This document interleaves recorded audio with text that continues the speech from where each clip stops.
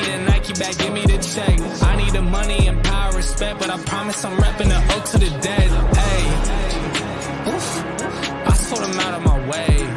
I don't got nothing to say. Now they can't run at my pace. Yeah, they know that we ain't the same. 402, we rap the gang. I told them this ain't a game.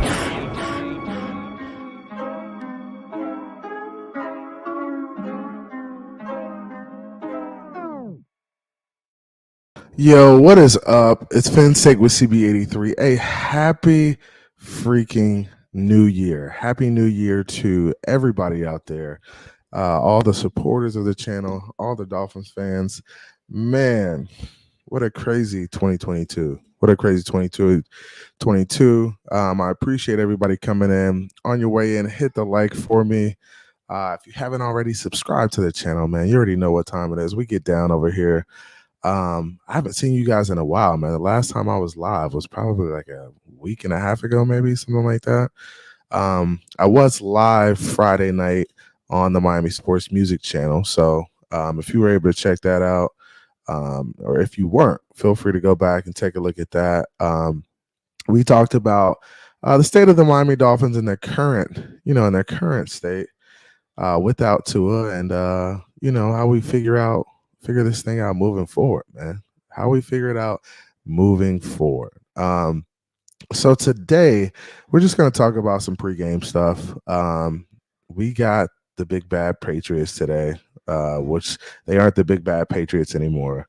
So I see this as a dub. I think Teddy does enough to get us the dub, man. And I think Teddy's a solid quarterback. I mean, and that's why you pay him the money you pay him, because he's, a formidable backup in the NFL. So that's what we're looking at right now. Right now we got 5 in the room. Nobody in the chat yet, but we got 5 in the room. If you guys can't chat, that's weird. Somebody usually chats. If you can, go ahead and drop a comment just so I know that you could chat in there. Just say Fins up or something like that so I know you could chat, because I don't see any comments so far. But I appreciate everybody coming out so far. I mean, I know everybody's probably sleeping in. People probably won't get up till around 12:30 because of the long night we had last night. I ended up waking up around 10:30. Had some breakfast real quick, and I was like, let me go live. Oh, there you go. My man G is in here. Happy New Year, bro. Happy New Year to my guy G. Hey, my dude's riding high right now. He's a Cowboys fan. So I gotta respect what they're doing. NFC is kind of wide open. So the Cowboys, I think, do have a shot to make a run in the NFC, man. I think there's only a few teams over there I really like. That's the Eagles, the Cowboys I like, and then I do like the Niners to compete over there. Outside of that, who else is over there that's pretty good? I don't know, man. I think that's all I like over there. I don't see a lot of teams over there who could just run away with it. I think there's some competitive teams over there, but I think Dallas has the talent. They have the team to make a run at it. So let's see, man. And y'all gotta follow my guy DMV. If you're a Cowboys fan, follow my guy DMV, Cowboys fan. He's a solid guy. We went to college together, so he has a pretty good Cowboys channel too, man. So y'all check him out. But I gotta get G to get a channel, bro. Go ahead and start you one, dog. You already know what time it is, man. G said we got to get our defense back healthy, and we have a shot. That's all we can hope for. Yeah, man. That's all. And honestly, in the NFL, it's a parity league, man. If you could get in the playoffs, you got a shot. And that's all I want from my Dolphins. Just get in the playoffs, win these last 2 games, get in the playoffs, and have a shot at it. Because once you get in, really, it's any given Sunday, every Sunday in the NFL. So if you get in, you have a shot at winning a game. It's still football. It's still competitive. It's still catch the ball and run. It's still block fundamentals. It's still block, pass, catch, tackle, right? So no more. Just get in the playoffs and get in there, play some football, have a shot at winning the game, and taking it one game at a time. I think that's what the playoffs is about. Just getting out there, being able to compete. And you might have to go on the road and cold weather conditions and win a game. It might happen. But that's just a part of the NFL, man. That's how I get down. Dennis Williams in here. What's good with you, man? We got 10 in the room so far. Hit the like on your way in just so we can let people know. Please hit the like. Let people know that we're out here, that we're working, that we're up. He says we need to get this win. Go Phins for sure, man. And this team's good enough to win with anybody at quarterback. I'm telling you, your quarterback just got to be efficient. If you could do the little things, get the ball to the guys, know where your check down is, know where your guys are going to be, you're going to have a shot at playing well at quarterback. Because, I mean, you got some good weapons. Guys are going to get open. If we can run the ball, that's a big key to us being successful, too, is being able to run the ball. And that's where this O-line's got to step up down the stretch. These two games right here, they got to protect and they got to be able to create some holes for our running backs. Hopefully, everybody's a go on the offensive line. I don't know if we've seen Eric Fisher play yet, but man, we picked him up and we need guys in there ready to go. So let's see, man. Let's see if we can get this dub today. I think we got it. I think Teddy could win these last two and go into the playoffs and win us a playoff game. Now, does Tua come back? I don't know. That's not really on my mind right now. He focus on getting healthy. Once he says he's healthy and he's practicing and he's into the rhythm of it, then, we could talk about that. But right now, I'm not even like addressing the Tua stuff because he's not available. And if he's not available, he can't help us. So you got to be available. JC in his joint says team packing it in today with all these inactives. Who's inactive? Let's pull that up real quick. Let's see who's inactive and let's see if they're really packing it in. Let's look at the injury report. Should I share? Let's share a screen.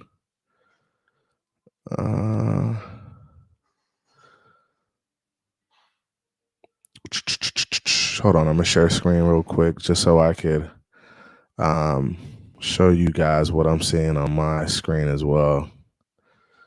All right, so what we're seeing is this is the injury report from week 17. Teron Armstead did not participate all week. Game status, he's listed as questionable. Bradley Chubb did not practice. Limited participant on Friday. He's listed as questionable. River Craycraft, he did not participate all week, but became a limited participant on Friday. He's questionable. Eric Fisher calf did not participate all week, listed as doubtful. Man, like, how do we bring these guys in and they're already like hurt? Alec Engel did not participate Wednesday and Thursday, limited participant on Friday, and he's listed as questionable. I don't know if there's a new list out, but this is the list off the website. Is there a new list out? Because what I'm seeing here is that there's some guys that are questionable, but it looks like they could be playing. So I'm not sure if the team is packing it in or what. But we'll see, man. Hopefully everybody plays, man. We need Armstead to play. We need Chubb to play. I'm with Batman's pops. I think we got this game today. Russell said no Armstead. Good luck running the ball without him or Eric Fisher. Our depth is trash. I agree. It says Fisher out, Armstead out, Chubb out. and Howard out. Damn. I don't know. Is that the case? Jeez Louise. It doesn't say that on a report. Let me go look and see if there's another report somewhere. I just want to make sure that's the case.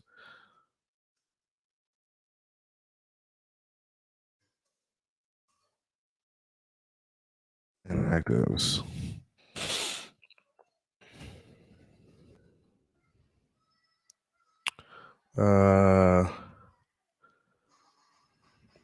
Yeah, I'm not seeing that, guys. I'm not seeing it.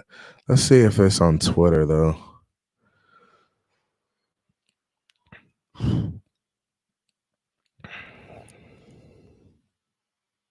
Maybe it's on Twitter. Let me see.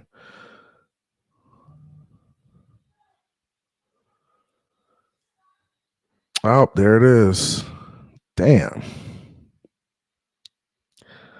They're right. So inactives for today. Let me pull this up so you guys can see it. I'm gonna share the window.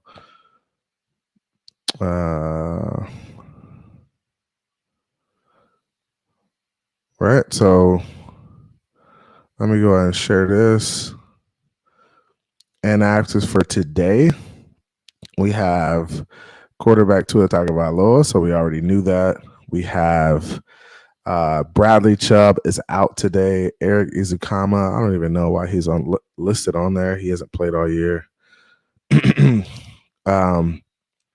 Tanner Connor, Xavier Howard, Teron Armstead, and Eric Fisher, which Eric Fisher hasn't played yet. The only one I'm surprised about on there are the Bradley Chubb X and Teron Armstead, which honestly, guys, is a big part of our team. Really, really big part of our team.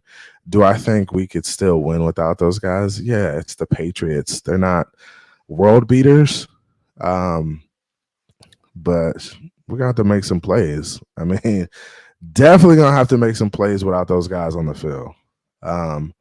So that's something we have to be concerned about, but we can still get it done. We can still get it done.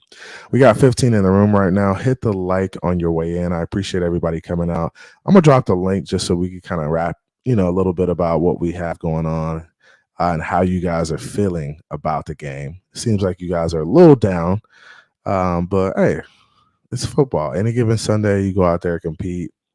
I think we still win the game. Some people might not think that, but I think this team is good enough to win without it being full power, full go. Let me get to some of these comments real quick. Ian Baller says, why people keep talking about Tua? We're going to win with Teddy, 2 gloves. That's all that matters. Teddy, 2 gloves for sure. Said, why y'all keep yapping? Yeah, man. So I appreciate you coming out, Ian Baller. Yep. So no Armstead today, Batman's Pops. No Armstead. My man Adam Sadowski in the building. What's good with you? Fins up, y'all. Russell said Howard being out might actually be a blessing in disguise because he's been terrible this season. You're right. And maybe those young guys get a chance to step up and make some plays. And I did check Twitter, JC. I appreciate that. I did check Twitter and get that from them. Russell says the team is a shell of itself without these vital players. You're right, Russell. Even our defense with the injuries we had on defense, no Nick Needham, no Brandon Jones, no Byron all year. This team is just a lot different from the team we envisioned playing in week 17 and 18 at the beginning of the year. Just even without Tua, like it's just the team really is a shell of itself. Dennis Williams, he says we have to run the ball 25 times today. I don't believe in Teddy. I lost faith in him. I think either way, whoever the quarterback is, you got to run the ball 25 times. And I've always said this about Tua too. Tua can't be a quarterback that's throwing it 30 times a game, over 30 times a game. His sweet spot is between 25 and 28, preferably around that 25 range. And you're balanced and you're running the football. So I just don't think he's that type of guy. Russell says Teddy is trash. I don't think Teddy is trash, man. I think Teddy can play. I think Teddy's got to have a shot at starting and playing the whole game. And I think he has that this week. And I think he's going to make plays. I think Teddy is going to surprise a lot of people today. That's my take. I think Teddy is going to surprise a lot of people. And next week, they're going to be talking about, can Teddy lead the Dolphins on a long run in the playoffs, on a deep run in the playoffs? That's going to be the narrative this week. Can Teddy, and they're going to be talking about the quarterback controversy. Is it going to be Teddy or is it going to be Tua if Tua gets healthy? That's going to be the narrative all week. Watch, I'm telling you, this is how the shit always shakes out with the Miami Dolphins. Teddy's going to play well enough for us to win. And he might just come out and have a crazy game and go berserk. And then they're going to be like, oh, is Teddy the guy moving forward? Should the Dolphins keep Teddy next year? I'm telling you, this is how it always works out with the Miami Dolphins. It's just always going to be some controversy, some chaos of what's going on. That's just the nature of it. So yeah, man, I appreciate everybody coming out. I got some guys in the back I'm gonna bring on. I got Russell in the back and I got Shake. I'm gonna bring them on. I dropped a link if you guys want to come on. I see everybody. I see you, Joe. I see you, Tyshawn. I see you, JC. Herb's in this joint. Hey, Herb, what's good? Que pasa? Happy New Year, guys. Happy New Year to everyone. We got 20 in the room right now. Hit the like. If you aren't a part of the channel, hit the subscribe. You know, it's always love over here. We're always vibing out. Man, what's good? Hey, we got Russell in here. We got Shake in here. What's good with y'all boys? What's up, CB? Man, I think this is my first time actually being up on your channel, brother. Bro, what is up? Why you don't come through more often, man? What's up with you, dude? I work a lot, and it really just is based on when you guys come on. Most of the time, most of the time I'm at work till 5 o'clock. I got you. I want to run something by you now that I'm up here because I'm going to play a little Monday morning quarterback, but it's not pertaining to quarterback. I actually feel like that we have overlooked something with this defense, and it actually pertains to Ogbah, because Emmanuel Ogbah was not playing well, but it was because he was playing through a back injury, and then we ended up having to shut the guy down. Right. I feel like he actually ended up being our biggest loss of the season. I'm going to explain why. Okay. I believe if Ogbah was healthy, Roquan Smith would be a Dolphin, not Bradley Chubb. And it should have been Roquan Smith, because we wouldn't needed that depth and that extra player at the edge position if Ogbah had been available. And that's really, it wasn't necessarily the fact that we weren't creating pressure. It's the fact that the guy was injured all year, playing with a hurt back, and it showed. He wasn't producing because of that. So then we had to go out and make this big move for Bradley Chubb, who, in my personal opinion, I think he's good, but I don't think he's elite. And for the amount of capital we gave up for him, even though he's younger, I just don't see it being worth it. I really feel like the linebacker position was our biggest need, and I think we screwed up by not getting Roquan. Because if you notice, since the Ravens have gotten Roquan Smith, they went from the 20 ranked defense in the NFL to number 2. And that's how big of an impact that guy's made on that team. And we screwed up. And Russell, I appreciate your take. Shake, what's good with you? How you doing today, man? And it also helps that they got, is Patrick Queen still healthy for them? Or he's out? I have no idea. I don't pay attention to Baltimore that much. But Russell, that's a really good take. And I think the I don't think it's been talked about enough, really. I think we've overlooked it, because here's the thing. As bad as Josh Boyer has been this year, let's play some more Monday morning quarterback. What if Brandon Jones never got hurt? Nick Needham never got hurt. Ogbah never got hurt, and we add Roquan Smith. I'm telling you right now, this defense is not giving up 3rd and 17s, 3rd and 10s, 3rd and 12s. They're not going to be doing that. That's not happening. But see, my thing is, Russ, even with Ogbah going down, you still got the move for me is still you go get Roquan and you don't worry about the edge. Because you got to think he's the guy in the middle. We still have Andrew Van Ginkel, and I don't think they use him enough, dude. When he's great. He could fill that role on the outside, And that's Yes, my and we problem had with Melvin it. Ingram. So we have, believe it or not, Yeah. our edge position is probably our deepest right now on this entire team. Think about it. We have Phillips, we have AVG, we have Melvin Ingram. If you want to include Ogball and Bradley Chubb, that's 5 edge rushers. 5. And most of them are Roquan relatively above average or premier. Roquan is the dude in the middle. Like that's my thing about the Miami Dolphins is that they've never since for a while now they've never had since Zach Thomas really Yeah, they've we never had haven't that had the defense since Sachs left. we We never haven't have. had the We, guy in the middle that was just formidable and just would stop the run. He would chase stuff down.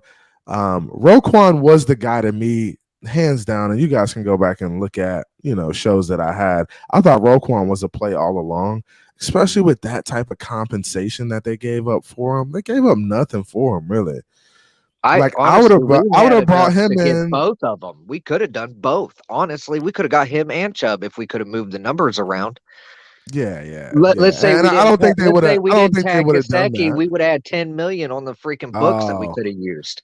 that's And I love that's Gesicki. Monday It's morning nothing though. against him. It's nothing against him. I love Gesicki, but he doesn't fit in this offense. It just does not work with him here. That's Yeah, why and we don't. I think it was hard for them to. I think it was hard for them to foreshadow that him not working in this offense. But and that's easy to say now. We shouldn't have tagged Gesicki because he's not playing That's well. why He's I'm not. saying Monday morning Yeah, quarterback. I'm just trying yeah, to yeah, look at yeah, this yeah. from a different perspective and kind of just throw some ideas out there that people really haven't been talking about or discussing because this defense went from top 5 to 26. The move all along for me was to trade an O lineman like Austin Jackson, trade Jerome Baker, and give them both Yes. to the Bears, and take Roquan Smith and take the tackle they had. Yeah. So that was a Uh, play. I can't remember the tackle's name, but I know who you're talking about. I forgot his name, but I know he's a good exactly who you're player. talking about. But I think that was the play all along. But the Dolphins didn't pull the trigger, man. They weren't. I don't know if the compensation was too much for them. I just didn't understand it at the Well, moment. it's kind of weird because linebackers in today's football, their value has changed. They're more like running backs in the NFL, and I don't agree with it. But they're not as valuable anymore. But here's the thing: most really good teams have a Have star middle linebacker. Period. studs. They have a stud. Yes, and they operate the defense. And Jerome Baker is our leader of this defense. And I'm not so. This is where it gets tough for me. I don't know who to really put the blame on here because I know Josh Boyer. I'm not a fan of his. I'm not a fan of his. But is it really him or is it Jerome Baker and what he's seeing and what he's doing out there calling these plays out in the defense? Go ahead, Shay. We got to consider all that. Last year, when San Francisco had when they didn't have Bosa, when they were riddled with last year, they weren't as good as the defense they have this year, and they have the same defensive coordinator. So that tells you right there that talent does matter when it comes to the defense and the play caller.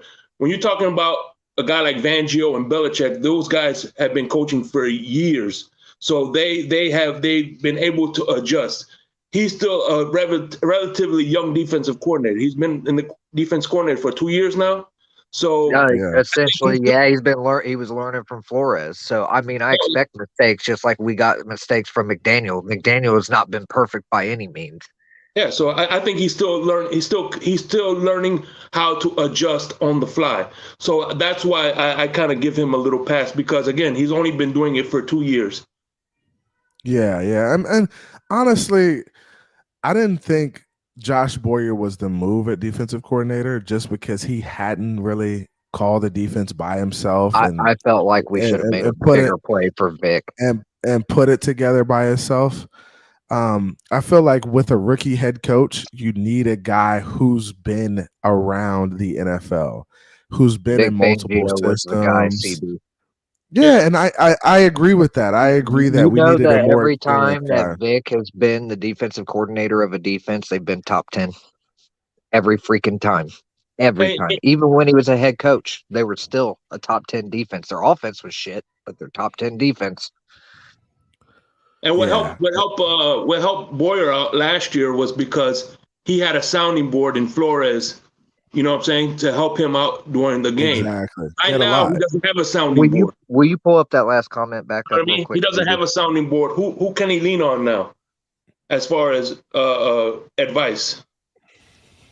Because there You was a said it. comment that popped up said What? that people thought we had a Super Bowl roster. Here's the thing: if it was completely healthy, we do. No, hands down, no doubt. If this roster is healthy, if everybody's healthy, there's no doubt in my mind this is a Super Bowl roster. Now, fast forward week 17, we got a lot of people out. I mean, we got 10 players, 10 starters out. Like we're looking at, we expected Byron Jones to be a starter on this defense, Brandon Jones, Nick Needham, Tua Tagovailoa, Armstead, Chubb, Xavier Howard. Like we got 10 players on, like at least 5 on both sides of the ball, 4 or 5 guys on both sides of the ball. Byron that are Jones isn't out. going to play another down for this team. Oh yeah, gonna he's be gone. done. He's done. He's done.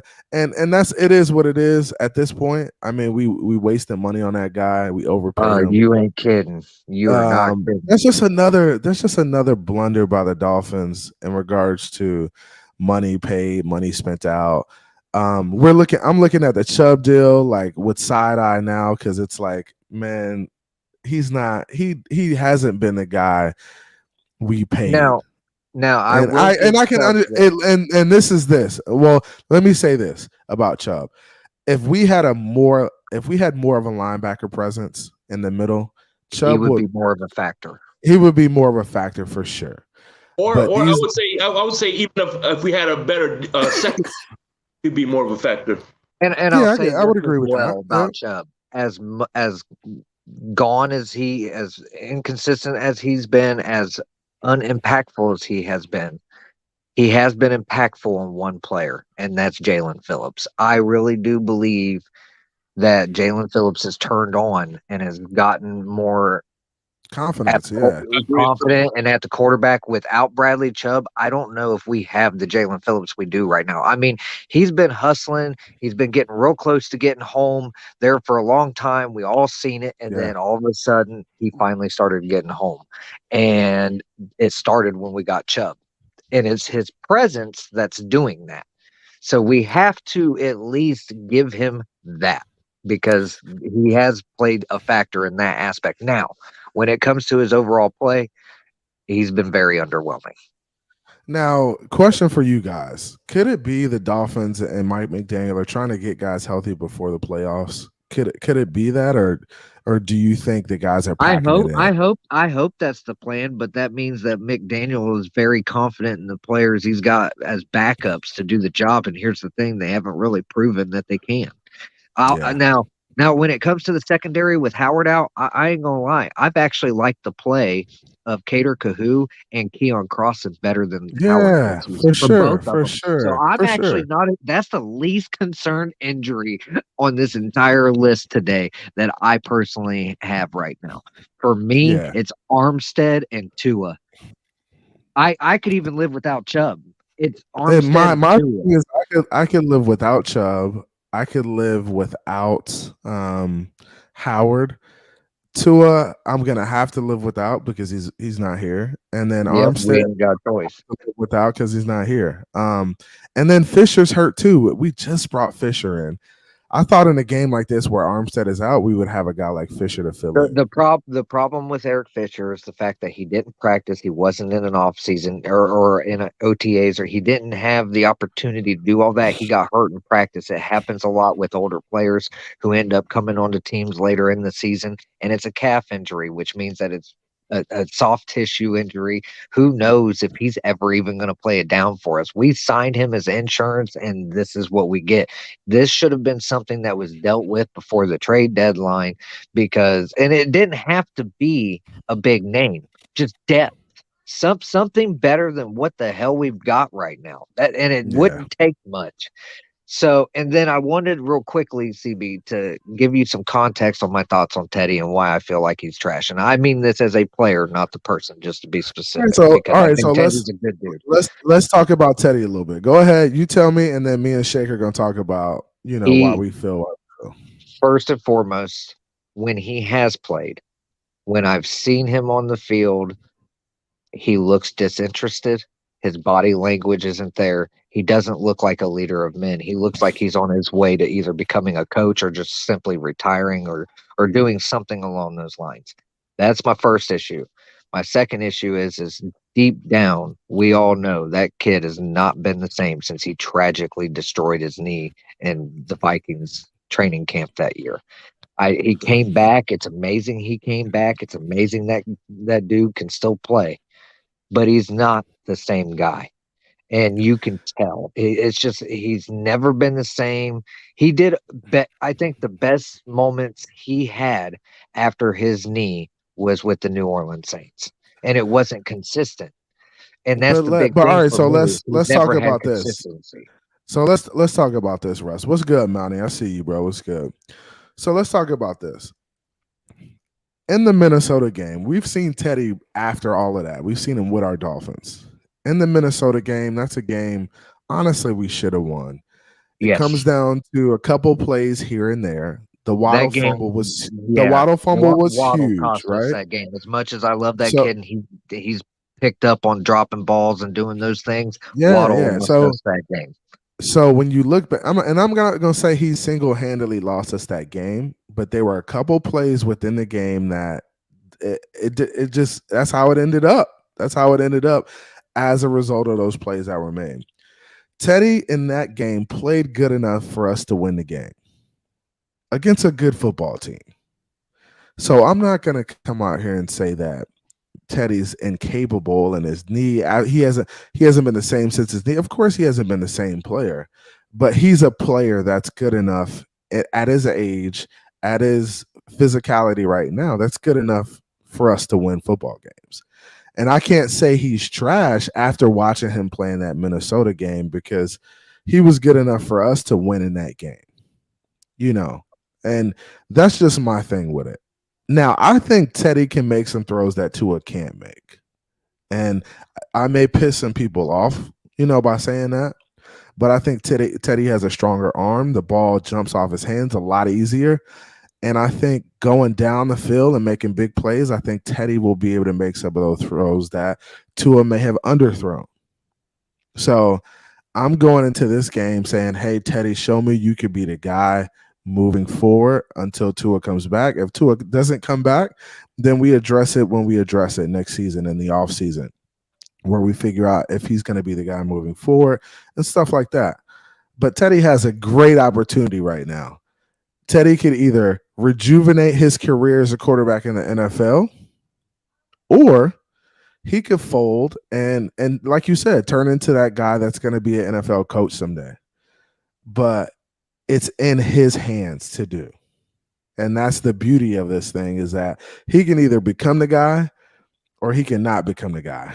And he's got 2 games, plenty of opportunity. Skyler's not breathing down his back. Just go out and play football, man. Play quarterback like you played since you were at Miami Northwestern. I mean, it's a game.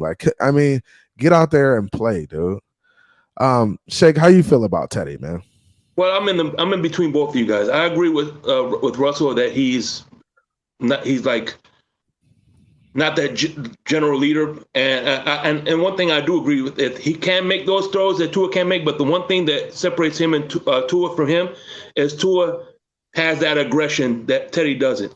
See, Teddy's the type of guy that won't win you the game. He won't lose you the game, but he won't win you the game.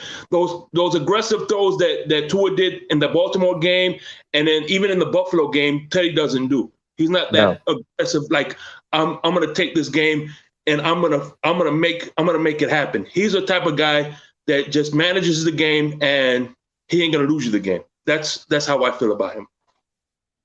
Yeah, and I agree with a lot of that too. I mean, I think body language bothers me. I know, and I can and understand. and Look, I can somebody said something understand. about an interview, an article about an interview he did. I didn't even read the article or watch the interview. This is just from my own visual perspective on watching this guy on the he like during practice, like we'll see practice highlights of him dancing and joking around with Tua and being this real lighthearted guy on the field. He's like a freaking robot. It's Yeah, kind of it's Jacoby Brissett esque, and and Russell, I can see your frustration there, but I think he's got to get into a rhythm. It's not easy for guys who are coming off the bench and who are no. being put in a position to just get in there and just play loose. And that's what you got to understand about playing in the NFL. It's a very difficult job. So for you to come out and say, "Oh, he's at practice, he's joking around, he's having a good time." Yeah, he's in his element, he's comfortable. He's at practice, he's a backup quarterback. That's when you're most comfortable, right? But when you get in a game and you're a starter and the shit really hits the fan and all eyes are on you and you got to make plays, your butthole tighten up a little bit. I Shit mean, get a yeah, little tight. You get a little I see that nervous. CB. I could agree with Right. So you get a little nervous and shit gets serious and it's not all fun and games at that point. It's like, fuck, I got to get the job done or everybody's going to clown me this week. So it's not like lighthearted. And I get what you're saying.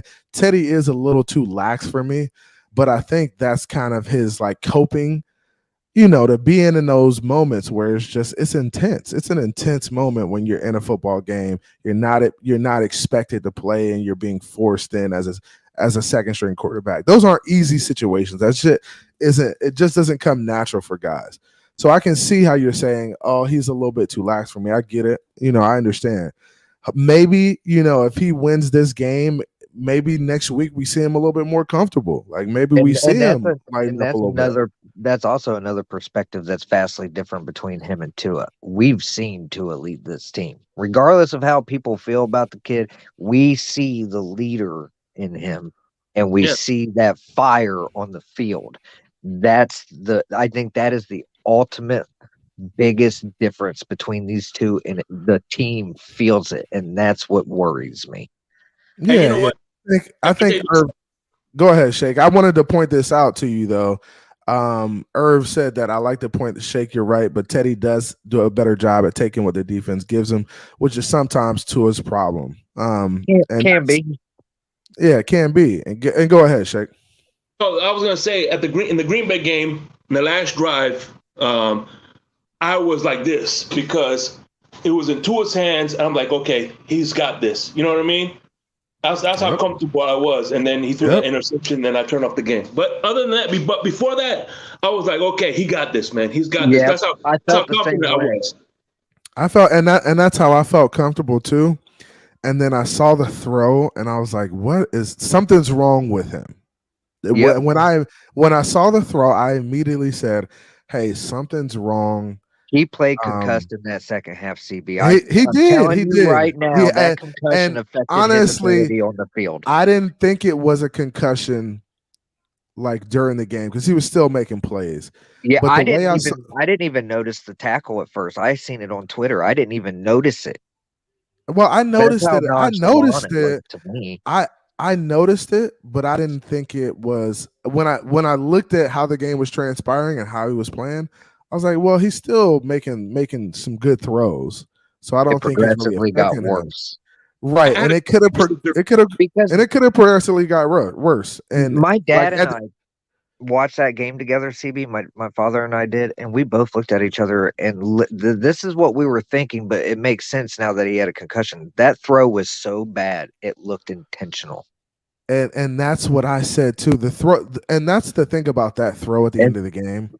The throw at the end of the game it's a sideline throw. It's a corner route. You got to put it to the sideline. There's no way you put it anywhere inside or it's going to be picked. Like you can't lollipop that throw. And that's exactly what Tua did. He just lollipop past it and he gave the guy an easy ass interception. You have to put that throw to the sideline to where Gesicki can just barely get it, tap his toes, and get in bounds. That way, nobody can get to it. The safety that's over the top can't get to it, and the corner that's underneath. And he that's also not missed what he 2 did. wide open check down reads that would have easily got a first down. And Shit, look, Tyreek was underneath. I know he makes mistakes, but Jesus, he does not do that. That's not what Tua does. He's not He Yeah. hasn't. Fitzpatrick throwing He hasn't. stupid He hasn't interceptions. been. He hasn't been that this season, and No. that was really uncharacteristic of It him. was So frustrating to see. yeah. And then once I found out about the concussion, I was like, it all made sense. Because yes, he may have had some Jekyll and Hyde games like the Baltimore game. He wasn't great in the first half, but he comes out and all of a Mhm. sudden we just see the greatest thing we've ever seen since Dan Marino, throwing 4 touchdowns and a half. It's like, what? So I mean, yes, but that went in a positive direction. This just went negative. And that So this is uh, an interesting take. So Kahari P says KP was good, which he says the results came out yesterday showing no concussion. So Tua was cleared yesterday, no concussion, and this was a benching, right? Um, what? so I no haven't heard concussion. any of that. I Well, haven't heard it either. It could be the case though. I don't know. But Shay, yeah, have- on ESPN, it showed he didn't have a concussion, but I don't think it was a benching. But if that's what people want to hang their hat It's on, optics from the NFL. They're gonna have but to sit. but you can't be cleared from a concussion just yesterday and then say it's a benching. You could just say, hey, as a result of him being cleared from the concussion, he just got cleared yesterday, so he's not playing today. Even if he could, that's a benching. say it again, Shake. Doesn't play for the Jets, then I would say I would. Exactly. So if he doesn't play next week, that's clearly a benching, and that's what Teddy's going to have to do this week. Teddy's either going to have to play good enough for Mike McDaniel to say, "Hey, I'm benching you next week. You're not playing," or Teddy's going to go out and play bad, and Tua's going to come in next week and play. Like I will that's also that's what say we're this, looking at right DB. now. I'm here's my receipt. If Teddy wins this game today and the Jets lose, and no matter what we're in, Tua will be our starting quarterback in our playoff game. I promise you. You said, say it again. If what? If Tua wins or if Teddy wins today and the Jets lose or tie and we are automatically in that scenario, then the Jets game doesn't matter. Teddy's going to play. Tua will be our starting quarterback in that first playoff game. You think Book so? it. That is very Book it. so. Here we go. And I disagree with that one. You know why? He needs to play the Jets game because we've seen what happens. It takes a week or two off. He gets that rust. In the playoffs is not a game you need rust in. So even if it's 4.5, he needs to play in that Jets game. And I totally agree with that. So say Teddy wins today, and we are automatically in the playoffs. Jets games means nothing. Tua has to play next week for me, or I'm not playing him in our playoff game. I just can't do it. I can't see a quarterback go into the playoffs cold like him after not playing 2 weeks and say, "Oh, we're gonna win a playoff." I don't feel comfortable doing that. I'd rather play Teddy than play Tua in that situation. I just would rather us do that. I mean, get everybody back healthy, have Tyron Armstead healthy, have Chubb healthy, and rock with Teddy in that case. But I'm not going to let you not play Tua next week and say, hey, we're going to rock with them the first game of the playoffs. Shouldn't even have to play him all game. All we got to do is score 14 the first points. half, I just said, first half. I have a conspiracy theory that I want to share with you, and let me know what you think about this.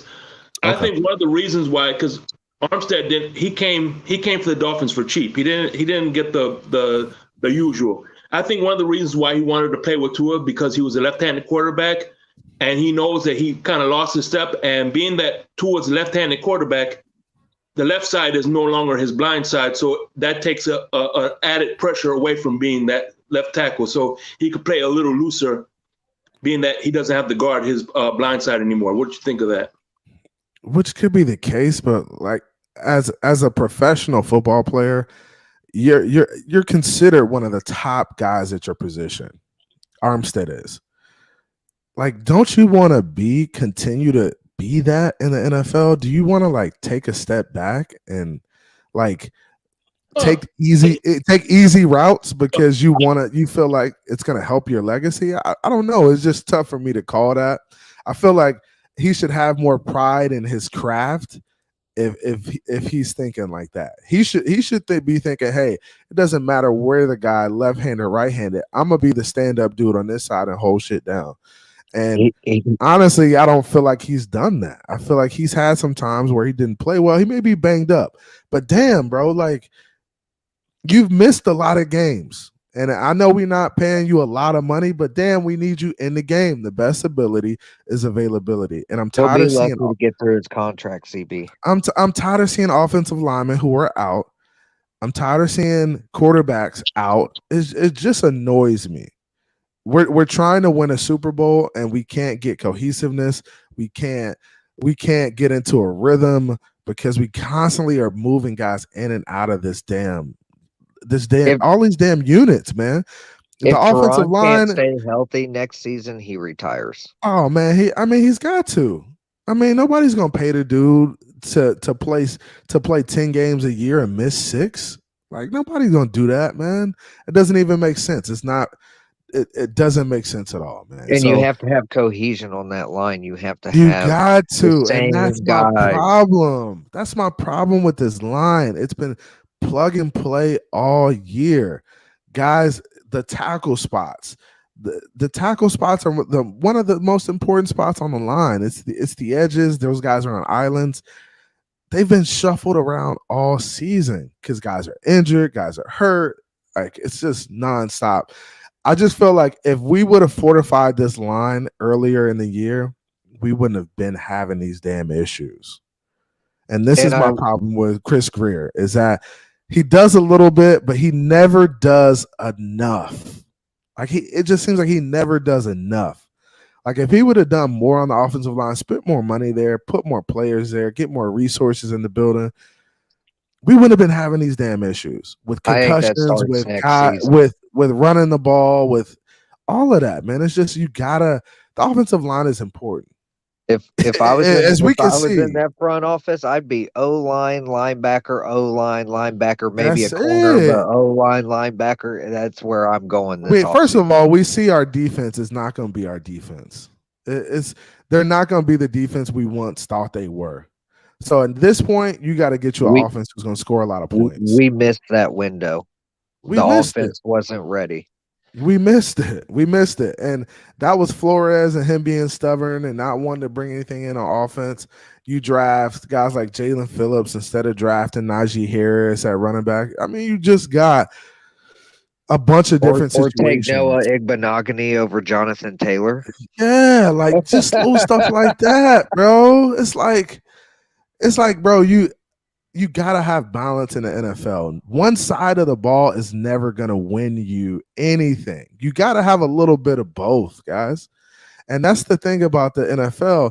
Like the teams can show you they can win with strong elite defenses and offenses, but that's a very rare occurrence. Like for you to have an elite defense like the Ray Lewis Baltimore defense, that shit is rare. That shit don't come around but once every so often, maybe once every decade. Like the Philadelphia Eagles when they beat that one year they won their Super Bowl.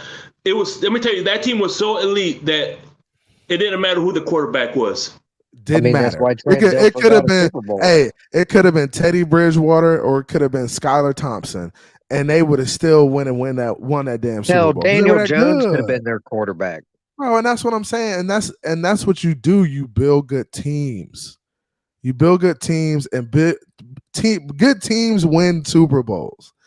But one guy is never going to take you there. Look at Aaron Rodgers, man. He's a great quarterback, one of the greatest to ever play the game. He has one Super Bowl, and he barely got that one. Barely. Right? I know. Tom Brady gets his off defense. Tom Brady gets his off defense and a talented offense. And discounts. Don't forget discounts. And discounts. But and you gotta take the discounts, because if you ain't taking the discounts, you ain't gonna have that team around you. So I know one thing. This year has been eerily similar to the first year I can remember watching this team. So I was born in '88. I'll be 35 next in February, And my first year of really remembering and knowing football, I was 5 years old, and it was the 1993 season. We started 9-2, and ended up going 9-7 and missing the playoffs that year with Dan Marino. And it was It's not. because we It's had not no run happening. game It's and no not happening, defense. I'm Russ. not It's I'm not not saying I'm not happening. saying that. I'm just saying it goes in line with what we are trying to explain to everyone here right now. Is you have to have a complete team. Dan Marino You never got to. had a complete defense. He never had a run game, and that And, offense was purely on his shoulder. And and that's guess what what? kept him And from guess what? winning He that Super Bowl. never had a damn Super Bowl. And Imagine if guys, we had Thurman Thomas going against the Bills in the '90s, those bro, we'd times be a instead of problem. them having him. What would that have done for that team during the '90s? It would have been insane. We would have been to 4 Super Bowls because he would have had a run game. He would have had somebody to rely on. Yeah, I'll take it one step further. Can you imagine if Detroit Lions weren't such a cunt and release and let us get Barry Sanders? That too. That. I mean, we could go over that, or even in Marino's decline, if Wannstedt would have just gave him one more year and gave him Ricky, who Oh knows? yeah. I mean, Hey, real. even though he was definitely declining, he was still good enough. Wannstedt Hey, made Marino retire. I'm gonna go for another 10 minutes. I wanted to bring in Snapper Dundee. Irv, what's good with you, man? How you feeling? What's good? What's good, CB? I'm chilling, dog. What's good, Shade, Russell? I said it. What's up, man? Happy New Year, by the way. Happy New Year, Year, everyone. bro. Happy New Year. All Cheers. right. Cheers. Cheers, buddy. Nah, man, I just wanted to correct something. Tua was actually diagnosed with a concussion. It was confirmed by McDaniel and their medical staff. What the NFL and NFLPA found was that they found no evidence that the Dolphins violated concussion protocol, and they found that they did properly handle Tua's concussion in a very professional medical manner. So that is wrong what somebody in the chat just mentioned. So Now it's possible he could have cleared concussion protocol, but Right. I haven't heard anything about it. Yeah, yeah. So I just wanted to just make that clear for. But anyways, we're all, we need to, obviously we're coming into this game with a lot of injuries to key guys. Bro, but right now we got the playoffs on the line. It's all about next man up, bro. I mean, next man up. That's it's it. all about next man up, man. And if Eric Fisher's not in, Greg Little's got to step up and play that left tackle role. Greg Little's also been hurt. It's most likely going to be that Kendall Lamb that we picked up from the Tennessee Titans, which honestly I prefer him over Little anyway. Yeah, I agree. That Pro Bowler we signed not too long ago, I forgot his name, from the Colts But I think given that this is going to be, this is the Patriots, this is Bill Belichick, so I would think it would be wise for Mike McDaniel just to run the football and take pressure off of Teddy Bridgewater and get him to not have to drop back so many times and make plays. Just run the ball, run the offense through your running backs, and then you just use the run just to get the line right, and you get the linebackers. Hit guys underneath and just make. It becomes easier when you run the ball. Yeah, exactly. It just becomes easier if we could just make it a little bit easier on ourselves and not make it so complicated at times. I think we'd be a lot better off. And that really comes down to play calling. And to answer your question, Ted, the answer is no. I would not trade for Derek Carr. So this is my thing. Number one, we don't really have the capital to make a trade for him. Number one. Number two, there is something that I have noticed about Derek, and I think it's because he's been stuck on the Raiders, but I shall see. So everybody talks about Tua having injury issues and things like that. Do you realize the injuries that he's had?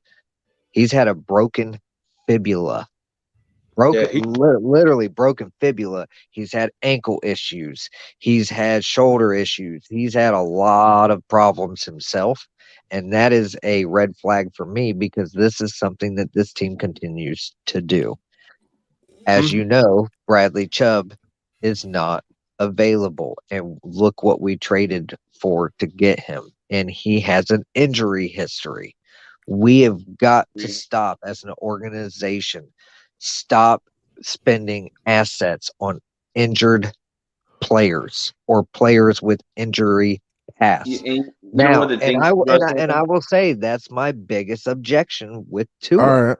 Is All I right. love Tua, but All right, he Irv. came in with injury issues. All right, Irv, go ahead. What you got to say to that?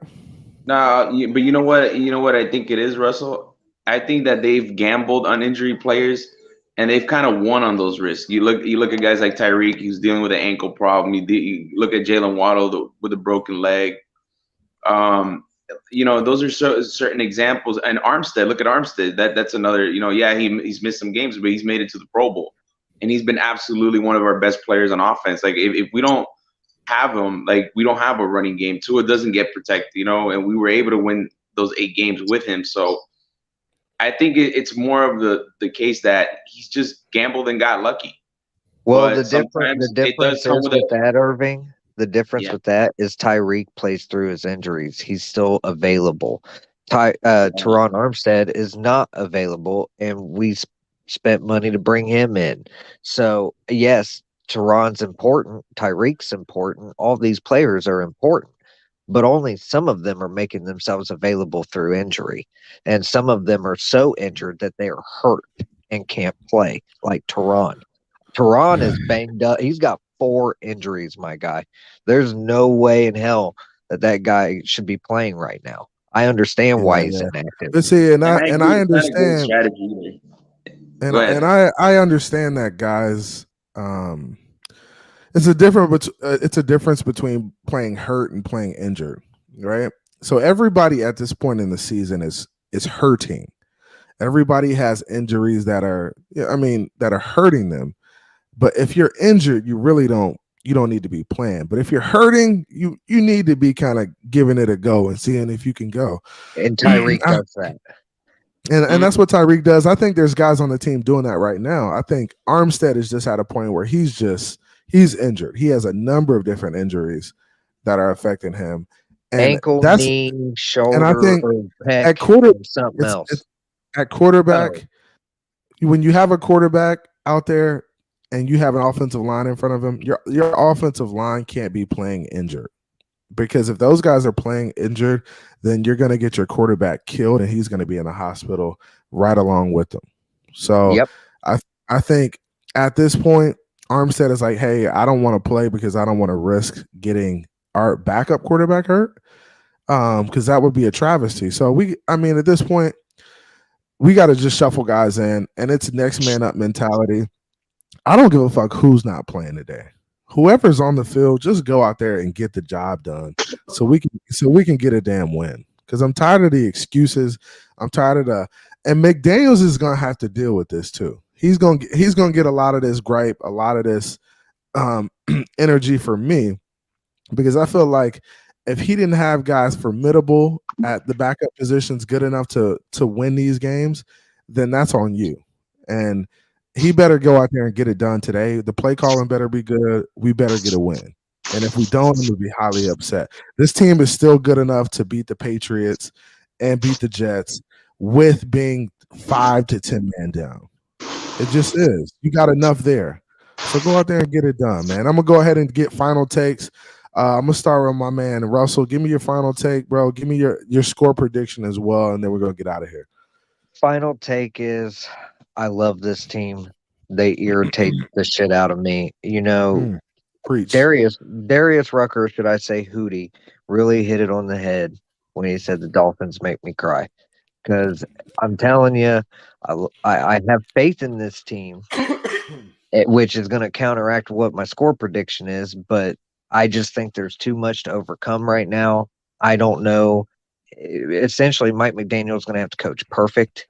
He is going to have to stick with the run game and not get away from it like he tends to do. He's going to have to adapt and make sure that he sets up plays that work for Teddy, not necessarily Tua. And I think that may be challenging for him because he got so used to Tua. He custom fit this offense for that kid. So there's going to be some in-game adjustments are going to have to be made. Things are going to have to be done.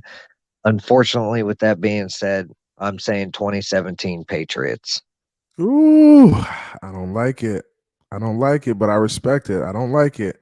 Russ, I appreciate you coming out. Hey, you're Thanks always for welcome here, having me. bro. Thanks for Always, having me. I bro. appreciate it. Feel free to come through anytime, man. Have a good one, bro. You too. Y'all have. All right, let's go with Snapper Dundee Irv, man. Give me your final take, score prediction, man. What you got for us, bro? Give us give us some hope, man. Give us some hope.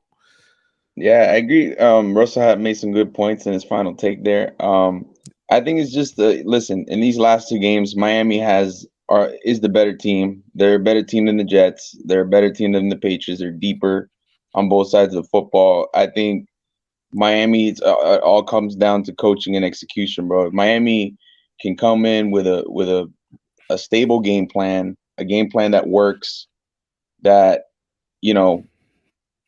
where Miami doesn't have to like be so one dimensional on offense, because I think that's what's been this team's problem, is just they've just been one dimensional, and they're having the quarterback constantly dropping back just because they have Tyreek and Waddle on the field. Like at the same just time. doing it just because, bro. It's Yeah, like, bro, and don't do it, but just because. Yeah, bro, and it's just like, of course, like you're gonna get predictable. They know you have Tyreek. They know you have Waddle. They know you're gonna attack over the middle of the field and deep. They know you're gonna do that. All they got to do is just drop that back their linebackers.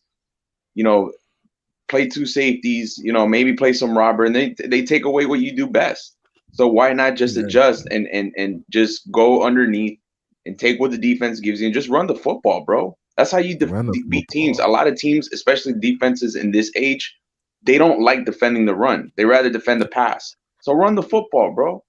Get those linebackers to bite up, and then you get more single high looks, and that's when you take advantage of the deep passes and stuff. So that's all it is, man. Just come in and just execute. And bro, and the defense, Boyer, gotta stop letting offenses hang around on third down, bro. You got to get these teams off the field and give your offense extra possessions. Send some That's shit, all it is, bro. man. Get creative. Send some shit on defense. My score prediction, real quick. My score prediction is, I think the Dolphins win this 27-16. I like it. That's closer to what I'm gonna be at for sure, man. Hey, appreciate you coming over. It's always love, bro. You always got good takes. I love what you do, bro. All right, man. Thanks for having me on your show, buddy. All right, Shake. All right, bro. Hey, Irving. Yeah, have a happy New Year, my fellas. Hopefully we can get this done, man. Happy New Year. Let's get this dub, man. Fins up, man. Forward to the sky, baby. Fins up, baby. All right, man. Shake.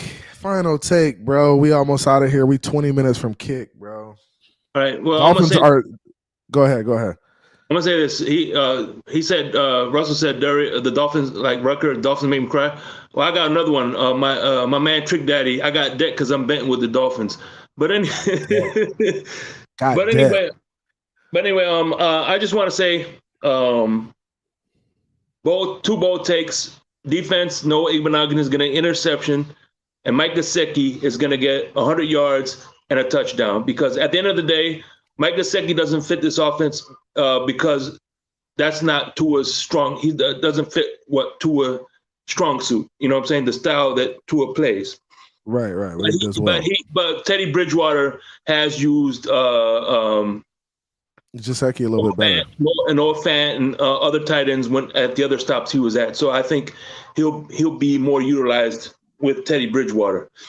I would say that we're going to win 28-14. 28-14. I like it. Shake, I appreciate you coming out, bro. It's always love. Hey, it's Fins up, forward to the sky, baby. Let's get it. Let's get this dub, bro. Peace. Hey, it's Phins Take with CB83. Hey, another show, another pregame show. Hey, guys, we got to get it. Do we come out and get the win? I hope so. Okay.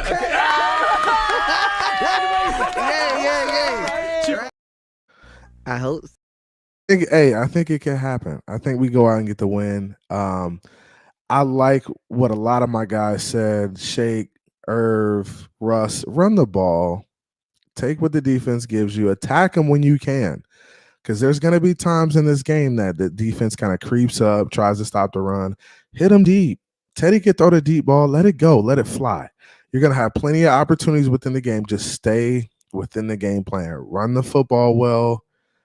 Use the play action to your advantage and win games, man. We can win these last two. Teddy is good enough, guys. Teddy is good enough. So let's go out here. Let's get the dub and let's get after it, man. No reason we can't win this game. We still got a ton of weapons on defense. Melvin Ingram, Van Ginkel is playing good football. Jalen Phillips. Let's go get this dub, man. I ain't taking no loss today. I'm not taking it, McDaniel. You can't give me excuses of why we should have lost the game today. Go out there and get the shit done, man. Don't tell me about the labor pains. Show me the damn baby, man. Hey, appreciate everybody coming out. Please hit the like on your way out. Subscribe to the channel if you haven't already. You already know what time it is. Happy New Year to everybody. Hey, when I come back to you in 2023, it's going to be a Dolphins dub. We're going to clinch a playoff spot today. And we're getting ready for the playoffs, man. You already know what time it is. It's Phins up. It's Phins Take with CB83. I'm out. Let's cheer our guys on and get this dub. Came from the bottom, that's foreign. I swear that I'm up for the sun in the morning. Oof, hey, I gotta flex. I need a Nike bag, give me the check. I need the money and power, respect, but I promise I'm repping the oak to the dead. Hey, oof, I told them out of my way. I don't got nothing to say. Now they can't run at my pace. Yeah, they know that we ain't the same. 402, we rap the game. I told them this ain't a game.